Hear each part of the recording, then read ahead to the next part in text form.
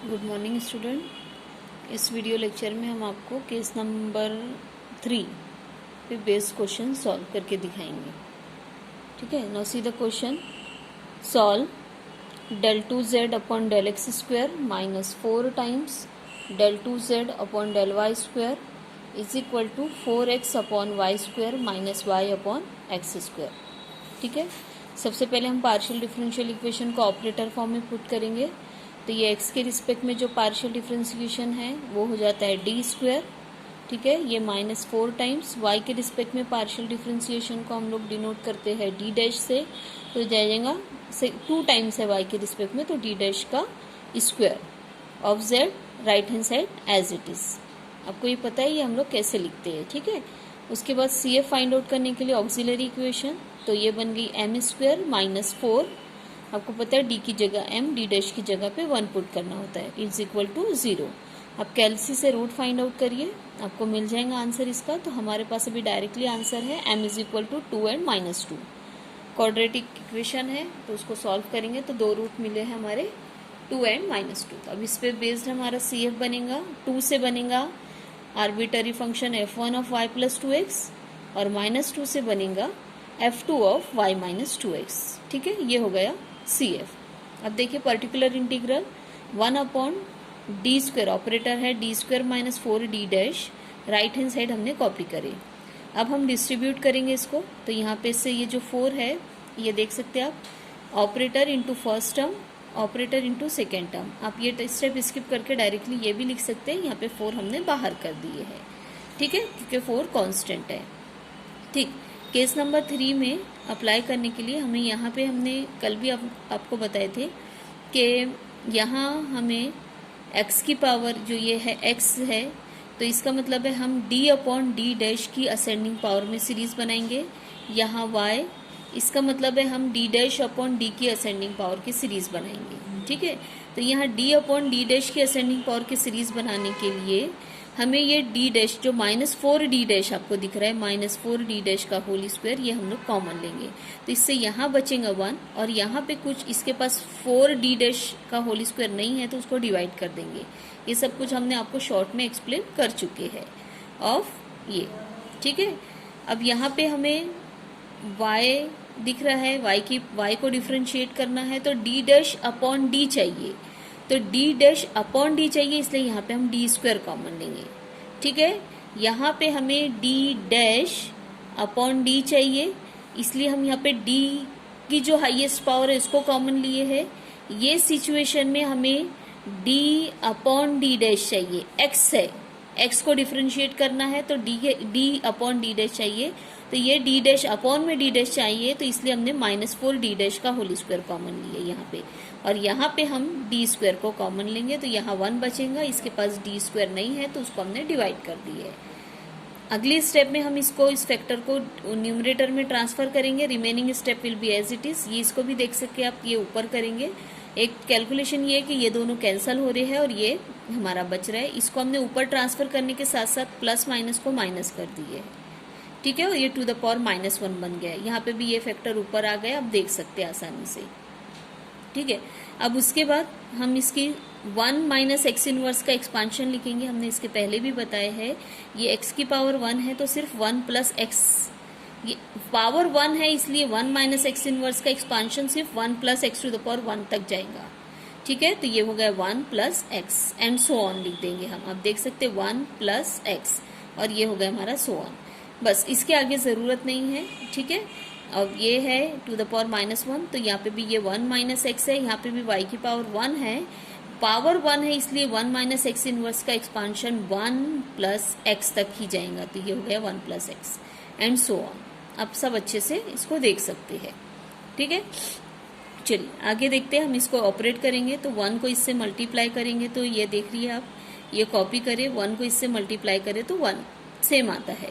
अब हमने कल भी आपको बताए थे, एक बार और फिर आपको बता देते हैं, ये है ये है डी स्क्वायर और ये मैं लिख रही हूँ, आप देखिए यहाँ पे ये है डी स्क्वायर और ये है एक्स अपॉन वाई स्क्वायर, तो ये आंसर आएगा 0। कैसे आएगा, x का 2 बार पार्शियली डिफ्रेंशिएट करना है, तो एक बार 1 हो जाएगा x का डिफ्रेंशिएशन, दूसरी बार में 0। तो इसीलिए यहाँ पे आप देख सकते हैं बेटा कि 1 को इससे मल्टीप्लाई करके यही आया है। आगे इसका आंसर 0 था जो कि हमने नहीं लिखे। यहाँ पे हम आगे बढ़ते हैं, ये है -1/d²। y upon x square को 1 से मल्टीप्लाई करेंगे तो y अपॉन एक्स स्क्वायर ही आएगा। और यहाँ का भी सेम एक्सप्लेनेशन है, d डैश का होल स्क्वायर, मतलब 2 बार पार्शियली डिफ्रेंशिएट करना है y के रिस्पेक्ट में। तो एक बार y के रिस्पेक्ट में पार्शियल डिफ्रेंशिएशन 1 होगा और दूसरी बार में 0 हो जाएगा, इसलिए कोई टर्म लिखने की जरूरत नहीं है और सो ऑन भी टर्मिनेट हो जाएगा। तो ये है हमारा यहाँ का, इसका सीरीज पे कैसे ऑपरेट करना है। चलिए अब हम 1 अपॉन की तरफ आते हैं जिसमें इंटीग्रेट करना होता है। तो यहाँ पे y के रिस्पेक्ट में इंटीग्रेट करना है और यहाँ पे x के रिस्पेक्ट में इंटीग्रेट करना है।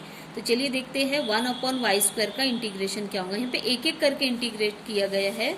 एक बार हम आपको बता देते हैं कि 1/y² है, उसका इंटीग्रेशन क्या होगा। उसका इंटीग्रेशन होगा -1/y, ठीक है।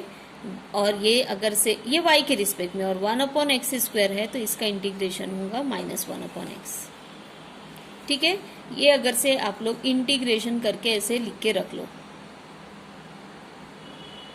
इंटीग्रेशन, ठीक है। 1/y का इंटीग्रेशन -1/y², 1/x² का इंटीग्रेशन -1/x। ये आप कहीं लिख के रख लीजिए, ठीक है। ये मैं अभी बता रही हूँ, उसके बाद नहीं बताऊंगी। चलिए देखिए आप लोग यहाँ पे, ये है -1/d डैश का होल स्क्वायर है। तो एक इंटीग्रेशन को हमने कॉपी कर दिया, अब एक बार इंटीग्रेट कर रहे हैं। तो 1/y² का d डैश है बेटा, तो y के रिस्पेक्ट में इंटीग्रेशन है तो x हमारा कॉपी पेस्ट होगा और 1/y² का इंटीग्रेशन हो जाएगा -1/y। सेम यहाँ पे -1/d, एक इंटीग्रेशन को हम अंदर ले रहे हैं, मतलब इंटीग्रेट कर ले रहे हैं और एक बार इंटीग्रेशन को वहीं रहने दे रहे। यहाँ d है इसलिए x के रिस्पेक्ट में इंटीग्रेशन है, तो y हमारा कॉपी होगा और 1/x² का इंटीग्रेशन हो जाएगा -1/x, ठीक है। ये माइनस माइनस अगले स्टेप में प्लस, ये भी माइनस माइनस अगले स्टेप में प्लस हो गया। अब देख सकते हैं आप 1/d डैश मतलब y के रिस्पेक्ट में इंटीग्रेशन, तो x हमारा कॉपी होगा और 1/y का इंटीग्रेशन हो जाएगा log y, तो x log y आएगा। यहाँ पे d है मतलब x के रिस्पेक्ट में है, तो 1/x का इंटीग्रेशन हो जाएगा log y, तो ये आ जाएगा सॉरी log x, तो ये आ जाएगा y log x। इसका इंटीग्रेशन y log x, इसका इंटीग्रेशन x log y। तो अब देखिए पीछे में हम आपको बताते हैं, देखिए x log y, y log x, ठीक है। तो z is equal to CF plus PI, तो CF भी हमने लिख दिए, वहां से कॉपी कर लिए पीछे से, और ये है हमारा PI यहाँ से कॉपी कर लिए। This one is our required solution, ठीक है। तो ये था हमारा केस नंबर 3। अभी एक है जनरल मेथड और एक है अदर मेथड, तो 1 बाय 1 हम दोनों को आपको एक्सप्लेन करेंगे। तो first of all I am explaining you other method. आप देख सकते हैं अदर मेथड में क्या लिखा हुआ है, मैंने आपको नोट्स प्रोवाइड कर चुकी हूँ। Let f of x y is a function of the type like this, phi of ax plus by, इस टाइप का है हमारा f of x y। तो अब देखिए पर्टिकुलर इंटीग्रल क्या होता है, 1 ऑपरेटर तो लिखा ही गया है और ये f की जगह पे ये लिख दी है हमने। आपको एक बार हम बता देते हैं, सपोज करते हैं कि हम यहाँ पे क्या अदर मेथड में क्या कहा जा रहा है कि f of x y जो है it is a function like ax plus by। तो कैसा हो सकता है ये, स्पेशली जो मुझे बताना है आपको वो है x plus 2y to the power half, मतलब ये देखिए ax प्लस 2by, इस टाइप का फंक्शन है। ये भी हो सकता है sine of ax plus by, लेकिन मैं इसमें ज़बरदस्ती आपको कंफ्यूज नहीं करूँगी, इसके लिए आप केस नंबर 2 अप्लाई करिए, ज़्यादा बेस्ट होगा। ये भी हम यहाँ पे इसके लिए अदर मेथड भी अप्लाई कर सकते हैं, but I will not suggest you apply the case number 2 for this type of a function, ठीक है। Only you apply the other method for such type of a function. ये है 3x minus 4y to the power 3/2, या to the power 2 भी रहा तो भी आप ये वाला अप्लाई करिए, ज़्यादा बेस्ट ऑप्शन है, ठीक है। तो स्पेशली इसी के लिए ही आप इसको पर्टिकुलरली कर लीजिए। तो आप देख सकते हैं पर्टिकुलर इंटीग्रल हम लिखते हैं 1/f of d डैश, और यहाँ पे लिखते हैं f of x y। तो अभी f of x y हमारा क्या हो जाए, phi of ax plus by। तो करना क्या है आपको, d की जगह पे x का कोफिशिएंट a डालना है, d डैश की जगह पे y का कोफिशिएंट b डालना है, और ये हो जाएगा आपका इंटीग्रेट कर देंगे। तो ये phi of ax plus by है, तो this will become phi of v। और यहाँ पे dv dv dv dv रहेगा। ये सब मैं आपको एक्सप्लेन करती हूँ। सबसे पहले आप ये देखिए कि phi of x plus B y को फाई ऑफ v लिखा जा रहा है, मतलब v आपका क्या है, v is A X plus B Y, v is A X plus B Y, तो this becomes phi of v, ये देखिए। और dv, एक बार dv नहीं रहेगा, और dv रहेगा, और dv रहेगा, और dv रहेगा, इस तरीके से n टाइम्स dv रहेगा। तो ये n क्या है, पार्शियल डिफरेंशियल इक्वेशन का ऑर्डर है। और इंटीग्रेट कितनी बार करना है बेटा, इसको एंड सो ऑन लिखना पड़ेगा, n टाइम्स इंटीग्रेट करना है आपको, ठीक है। ये जनरल वे में आपको थोड़ा सा कंफ्यूज कर रहा हूँ। इसको मैंने लिखी फाई ऑफ v और dv dv dv n times differentiation. देखिए आपको यहाँ पे थोड़ा और अच्छे से दिख रहा होगा। यहाँ पे देखिए d की जगह a रख दिया गया है, d डैश की जगह b रख दिया गया है, इसको इंटीग्रेट कर दिया गया। कितनी बार, n टाइम्स इंटीग्रेट करना है, इसलिए n टाइम्स इंटीग्रेशन साइन भी रहेगा और n times dv dv dv dv रहेगा। तो ये n क्या है बेटा, डिफरेंशियल पार्शियल डिफरेंशियल इक्वेशन का ऑर्डर, और ये रहेगा फाई ऑफ v, ठीक है। आप देख सकते हैं v हमारा क्या है, n हमारा क्या है। तो इसको पर्टिकुलरली मैं एक बार एक्सप्लेन करती हूँ, एक बार फिर से सुन लीजिए कि अगर से फाई हमारा इस टाइप का फंक्शन है तो हम लोग अदर मेथड से इसको इजीली सॉल्व कर सकते हैं, ठीक है। देखिए ये पर्टिकुलरली मैं कौन से क्वेश्चन के लिए आपको बताना चाह रही हूँ, ये वाला क्वेश्चन है, तो पर्टिकुलर इंटीग्रल हम इस अदर मेथड से करेंगे। तो चलिए छोड़िए, पहले हम प्रॉब्लम को के थ्रू आपको बताते हैं। ये देखो हमारी डिफरेंशियल इक्वेशन है, तो ये पार्शियल डिफरेंशियल इक्वेशन को हमने ऑपरेटर फॉर्म में लिखे, तो ये बना डी क्यूब, ये बना डी डी डैश का स्क्वायर, और ये बना डी डैश क्यूब। आप देख सकते हैं अच्छे से, ये बना -3, ये बना +2 ऑफ z, ठीक है। और राइट हैंड साइड हमारा एज इट इज, ये हमारी ऑक्सिलरी इक्वेशन है, m³ - 3m + 2 = 0। हमारा रूट आ रहा है -2 1 1। आप कैलसी उठाइए और कैलसी से चेक करिए। -2 का corresponding CF f1 of y - 2x, ये रियल और इक्वल है, तो f2 + x टाइम f3 आया है, y + x y + x।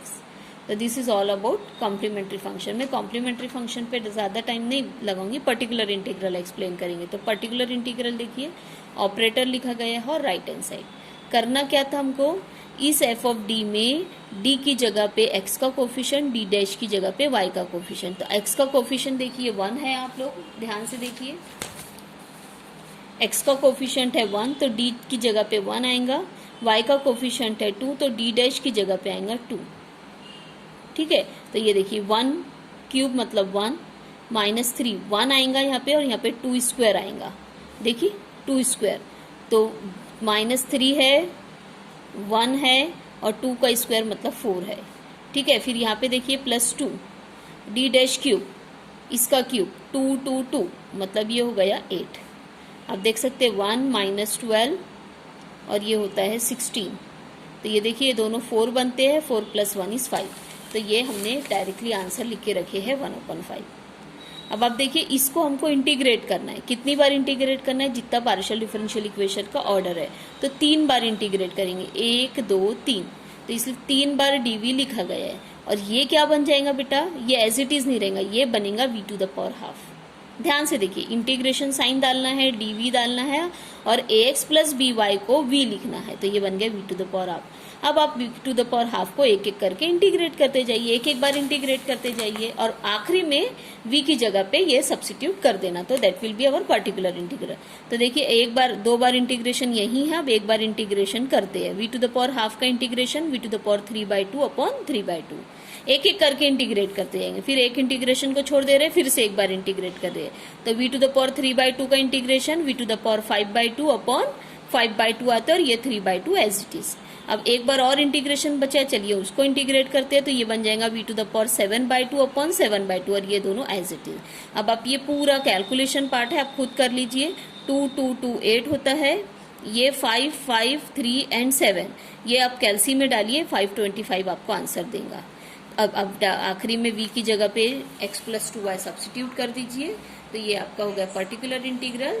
तो ये होता है CF + PR। तो आप देख सकते हैं z = ये CF की वैल्यू है, ये तीनों, और ये है हमारी PI की वैल्यू, ठीक है।